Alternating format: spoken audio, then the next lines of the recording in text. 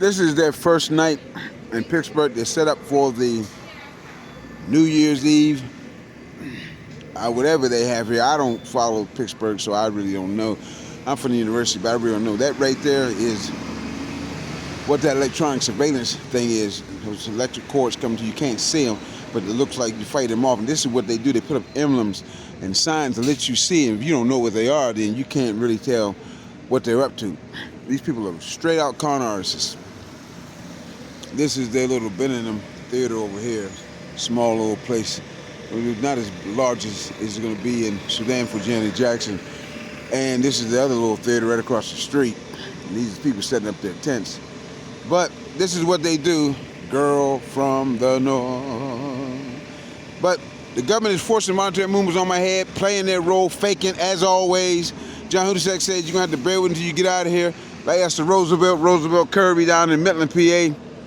Emmanuel.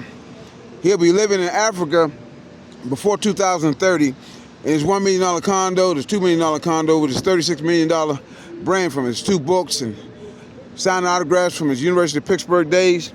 And the government, John Hudasek said, they're not going to stop jerking your head. They're not going to stop jerking you. You're going to have to deal with it. These are white supremacists that work for the government. They don't have a charge on you. They never did, and they never will. They just made it up because Raymond Scales sold them a story, and John Guzman said, well, I'll play along, but these are dummies. They're going to make up a story. How the hell are you going to charge somebody with somebody else's evidence and say this man is from New York City, and the jury's going to believe it? In Pittsburgh, you got these type of people that live in suburban areas. That's what John Hudasek said. They're racist. They're going to come in there. That's why we're going to fix the case before they even get here. We don't care nothing about these people. HBCU is still going to go on with the tournament of ladies. You'll be in Africa. Once you get over there, they know, and the military is telling them, you touch any of our people with that electronic surveillance device, we're going to come to the Pentagon and we're going to shut it down. Them white boys scary as hell. They ain't going to do nothing but run. They're punks. Believe me, my dad was in the military with those punks. Those are punks. They can't fight. If they came to Division I, they do just like them other dudes that want to go through that heat, they would run. And you know they can't make the NFL. Even a real good guy can't make the NFL. You got to be the real deal. So wake up, little white boy, and stop pretending like you tough, striking people, forcing involuntary movements. Look at him shaking my leg. The camera's shaking. How dumb can you be? They had Muhammad Ali, and Muhammad Ali knew it.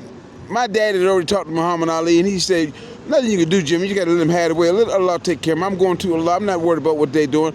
They won't be able to kill no more children like that, tell them they got Parkinson's or feed them their dead drugs or when they regulate their fentanyl. That's what they're trying to do. From 1970 to 2030, get to that fentanyl. Then they're going to regulate marijuana. That's what they're doing. They love them drugs in America. They love that dope. But you want to bring that shit to Africa, keep your drugs over here and use them by yourself. Give them to your own goddamn kids. Don't give them to our kids. Recording live, 103.4 JZZ Radio.